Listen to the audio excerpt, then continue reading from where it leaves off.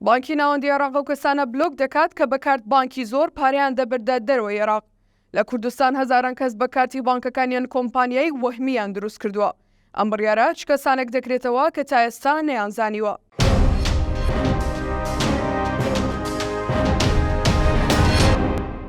نوێترین ڕێکارەکانی بانکی ناوەندی دڵخوازی ئەو کەسانە نییە کە ماوەیەکی کەم پێشێستا کارت و هەژمارەکانیان تەنها بۆ $50 دەفرۆشت.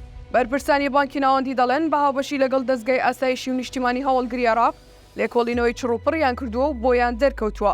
ئەو کەسانی بە کارت بانکێکی زۆرەوە دەچوونە دووبەی و ئستانبوڵ و دیناریان دەبرد و دۆلاریان دەهێنایە و بە گران بە حکوومەتیان دەفرۆشتەوە، دەیان کاری نایاساییان کردووە لە لێکۆڵینەوەکاندا فەرمانی دەستگیرکردن بۆ سەدان کەس دەرچووە کە پشکی شێر بەر کوردستان کەوتووە و لە کوردستانیش سلێمانی زۆرترینە.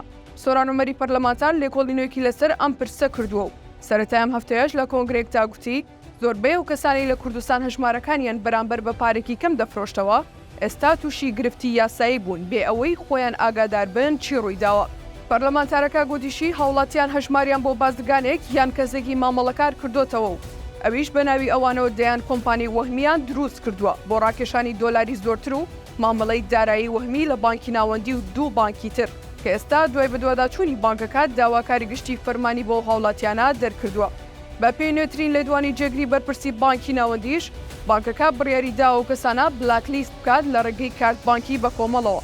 مامەڵەی داراییان لە دووبەی و تورکیا کردووە و فەرمانی دەستگیرکردن بۆ کەسانەش دەرکراوە کە تێوەگلاون لە بەکارهێنانی هەژماری فەیک و ساختەدا.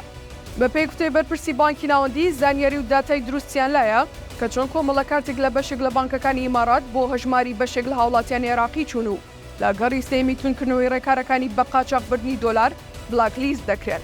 ئەم هەنگاوی بانکی ناوەندی دوای ئەوە دێت کە وەزارەتی خەزانەی ئەمریکاش پێش هەفتەیەک بە بەرپرسی بانکەکانیان گوتبوو ڕێژەی بە قاچاقبردنی دۆلار بۆ دەرەوە هێشتا بەرزە و لە دوو مانگی ڕابردوو 14% زیاد کردووە کە دەبوو کەمتر بێت. لە کوردستانیش بەشێک لە مامەڵەکاران و بازرگانان و تەنانەت هاوڵاتیانی یاساییش کارت بانکیان لە نێو بازار بە پارێکی کەم دەکرێ و لە ڕێگەی حواڵەکردنی دینار بۆ دووبەی و گێڕانەوەی دۆلار مامەڵەیان دەکرد. بە پێی زانیاریەکانی تیوار لە کوردستان و سلێمانی فەرمانی دەستگیرکردنی 810 کەس لەلایەن دەستەی دەستپاکی و داواکاری گشتی ئامادەکراوە کە زۆرینەی ئەو کەسانە ئاگاداری و مامەڵانە نەبوون کە بەناوی ئەوانەوە کراون. بەشێکیان کارت بانکەکانیان پارەی پێبراوەتە دەرەوە، بەشێکیان بە بێئاگایی تێوەگلاون لە پرسی فەزاحەتی بانکی شەرقوڵەوسەد لە سلێمانی کاتێدا نزیکەی $1 ملیار سپی کراوەتەوە. بە پێی زانیاریەکان لە سەرەتادا و هاوڵاتیانە بەشێکیان بەوەی هەبوونی فەرمانی دادوەر دەست بەسەر دەکرێت تا دڵنیابوونەوەی لایەنە پەیوەندیدارەکان لەوەی ڕاستەوخۆ خۆیان بەشێک نەبوون لەو مامەڵانەی بە هەژمارەکانیانەوە کراوە کە بە $50 دەیان فرۆشت.